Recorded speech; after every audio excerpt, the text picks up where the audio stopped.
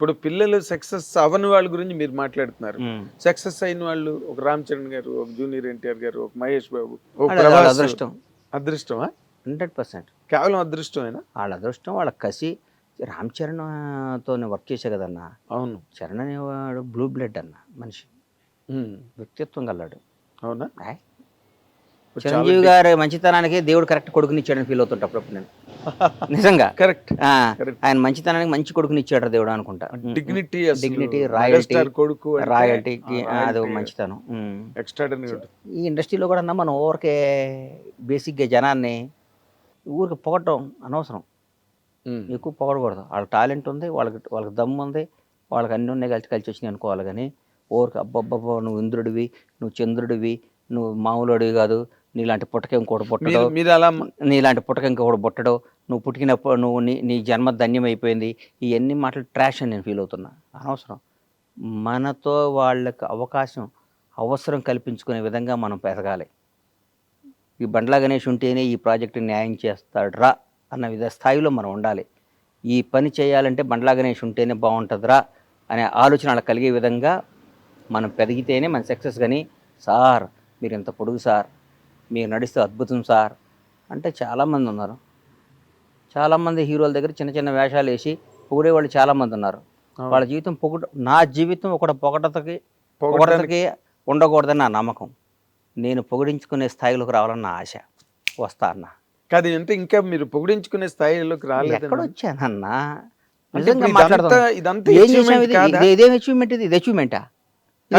మీతో పాటు అవన్నీ అనవసరం. నా చిరంజీవి గారితో పాటు ఇండస్ట్రీకి వచ్చిన వాళ్ళు, పవన్ కళ్యాణ్ గారితో పాటు హీరోలుగా వచ్చిన వాళ్ళు, రేవంత్ రెడ్డి గారితో పాటు రాజకీయాల్లోకి వచ్చిన వాళ్ళు, చంద్రబాబు నాయుడు సమకాలికులు.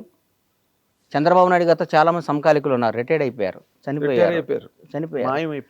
ఆయన ఫస్ట్ టైం ముఖ్యమంత్రిగా ప్రమాణ స్వీకారం చేసినప్పుడు ఆయన మంత్రివర్గం ఫోటోలు చూడండి ఎంతమంది ఉన్నారు. ఇప్పుడు సెకండ్ టైం చేసినప్పుడు ఎంతమంది ఉన్నారు, థర్డ్ టైం చేసినప్పుడు ఇప్పుడు ఎంతమంది ఉన్నారు. Still today is young man, is fighter. Yeah, Pawan Kalyan garu ఆయనతో పాటు హీరోలుగా జనరేషన్ ఆ టైంలో 25 ఏళ్ళు అక్కడమ్మ ఇక్కడ అబ్బాయి. ఇప్పుడు నేనేగా ప్రత్యక్ష సాక్షిని. సుస్వాగతం దగ్గర నుంచి ఆయనతో పాటు ప్రయాణించినాను కదా. ఆయనతో పాటు ఎంతమంది వచ్చారు, ఎంతమంది ఉన్నారు? ఎవరయ్యారు? పవన్ కళ్యాణ్ పడయ్యాడు. చిరంజీవి గారు తమ్ముడు అయ్యాడంటే ఎట్లా? చిరంజీవి గారు తమ్ముడు లేరా? చిరంజీవి గారు చాలామంది లేరా? చిరంజీవి గారు బంధువులు లేరా? ఎందుకు పవన్ కళ్యాణ్ చిరంజీవి గారిని కూడా తలదన్నే స్థాయికి వెళ్ళాడు. నిజంగా మాట్లాడుకోవాలి అంటే నేను మనస్పాటి నాకు పవన్ అని కాదు, ఆ స్టేజెస్ లో కూడా చిరంజీవి గారు కూడా ఆశ్చర్యపోయిన సందర్భాలు ఉన్నాయిగా. పవర్ స్టార్ అని అరుస్తుంటే చిరంజీవి గారు గ్యాప్ ఇచ్చి మాట్లాడకుండా నేను కూడా అంటే పవన్ కళ్యాణ్ గారి మీద కూడా నేను నా జీవితంలో ఒక ఈడు అద్భుతం ఆహాహా అని పొగడకూడదు అనే డెసిషన్ తీసుకున్నాను నేను. ఎందుకు పొగడాలన్న మనం పొగిడించుకునే స్థాయికి రావడానికి ప్రయత్నం చేయాలి. అంటే మీరు ఒకరిని ఆ విధంగా చాలా అలంకారప్రాయంగా మీరు పొగిడిన సందర్భం ఒక్కసారి నేను చూశాను. అది పవన్ కళ్యాణ్ గారిని పొగడపోతే నాది బతుకు కదన్న. పొగడపోవటం అంటే ఆయన మీద నా కృతజ్ఞతను ఎల్లబొట్టకపోతే నేను బండ్లా నాగేశ్వరరావు బండ్లా సీతకు పుట్టానన్న జీవిత సత్యం ఎంత నిజమో, మా తల్లిదండ్రుల పేరు ఎంత నిజమో, పవన్ కళ్యాణ్ అనేవాడు కృతజ్ఞతగా ఉండటం అంత నిజం. అది జనం అనుకోవచ్చు, పవన్ కళ్యాణ్ పొగుడుతున్నాడు రా, అది నేను అవసరం లేదు. నా జీవితం నువ్వు ఎప్పుడైనా చెక్ చేసుకో అన్న. నేను ఎవరైనా సింహభాగాన్ని ఉన్నప్పుడు వాడితో గొడవపడుతుంటా. రాష్ట్రాన్ని శాసిస్తున్నారు, కనుసైగితో శాసిస్తున్న టీఆర్ఎస్ ప్రభుత్వం మీద ఎదిరినాడు నేను. అవును, భయం, పొగడలేదు ఎప్పుడు, నెవర్. నా ప్రాణం పోవటానికై నేను సిద్ధపడతా, నేను పొగను.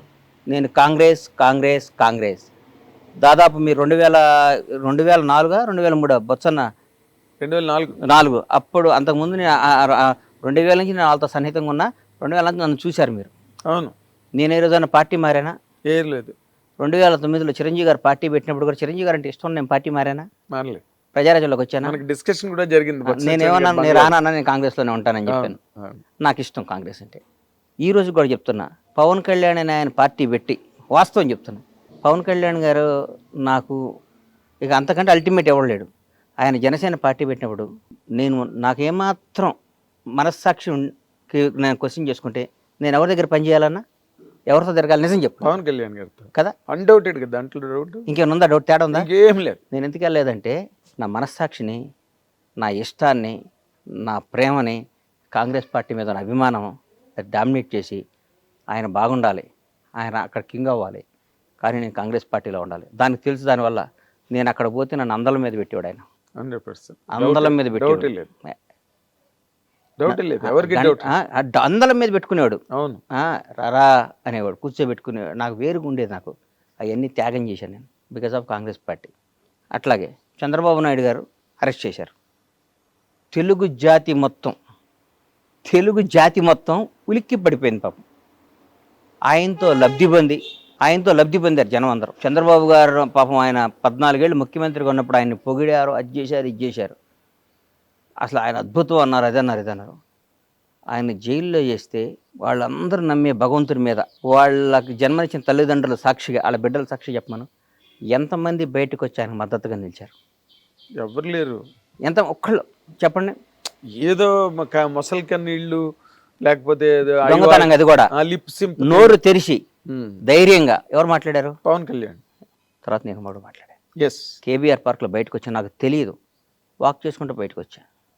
ఎవరో పాపం పిల్లలు వచ్చారు, వచ్చి కళ్యాణ్ బాబు పవన్ సేవ్ డెమోక్రసీ అది ఇదని పెట్టారు. అప్పుడే మెట్రో రైల్లో చేస్తుంటే అంతకు ముందు రోజు టీఆర్ఎస్ పార్టీ వాళ్ళు ఎవరో ఇక్కడ చేయడానికి వీల్లేదు, కేటీఆర్ గారే మర్చిపోయా, పెళ్ళి మీ ఊళ్ళల్లో చేసుకోండి, ధర్నాలు మీ ఊర్లలో చేసుకోండి అని వ్యంగ్యంగా మాట్లాడారు. చంద్రబాబు నాయుడు గారిని అరెస్ట్ చేసి నా కడుపు రగిలిపోయింది. అంటే అధికారం ఇట్లా మాట్లాడిస్తుందా?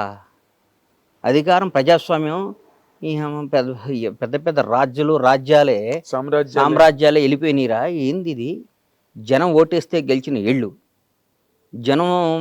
జనం గెలిపించిన ఇళ్ళు, మేమే రాజులో ఉన్న ఫీలింగ్ ఇస్తారని బయటకు వచ్చి మన ఊళ్ళల్లో వెళ్ళి చేయండి, ధర్నాలో పనిచేయండి. బాధ్యత నేను చెప్తున్నా, చంద్రబాబు నాయుడు కానీ ఆయన మళ్ళీ ముఖ్యమంత్రి అవుతాడు, దేశాన్ని శాసిస్తాడు, రాష్ట్రాన్ని వెళ్తాడని చెప్పా. మీరు అది రికార్డ్ చేసుకొని దాన్ని వేసుకొని ఇంటర్వ్యూలో మీరు వేసుకోండి. కేబీఆర్ పార్క్ దగ్గర బయటకు వస్తాడు చంద్రబాబు నాయుడు, బయటకు వస్తాడు, ఈ రాష్ట్రాన్ని వెళ్తాడు, దేశాన్ని శాసిస్తాడని చెప్పాను నా నోటితో. 2 అయ్యేసరి గుర్తుపెట్టుకొని జరుగుతున్నాయి. అది క్యారెక్టర్. తర్వాత నేను చంద్రబాబు గారిని కలవలా, కలవలేదు. నాకేం పని అన్న? సందర్భం వచ్చినా కూడా నేను కలవను, నాకేం పని? ఒకడు అధికారంలో ఉన్నప్పుడు వెళ్ళి ప్యాంపరింగ్ చేయకూడదన్నా, కష్టాలు ఉన్నప్పుడు తోడుగా నిలబడాలి.